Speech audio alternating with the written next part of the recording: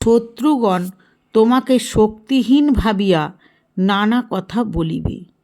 ইহা অপেক্ষা আর দুঃখজনক কি আছে? শ্লোক নম্বর 36। যুদ্ধে মৃত্যুতে স্বর্গলাভ, বিজয়ী হইলে পৃথিবী ভোগ করিবে। অতএব হে কৌন্তেয়, যুদ্ধের নিমিত্ত মনস্থির করো। শ্লোক নম্বর 37। সুখ দুঃখ, লাভ ক্ষতি ও জয় পরাজয় তুল্য চিন্তা, ইহাতে তুমি পাপ ভাগী হইবে না। শ্লোক নম্বর 38। আত্মতত্ত্ব সম্পর্কে তোমায় উপদেশ দিলাম, এবার কর্মযোগ সম্পর্কে শ্রবণ করো। হে পার্থ, ইহা দ্বারা তুমি কর্মবন্ধন হইতে মুক্তি পাইবে। শ্লোক নম্বর 39।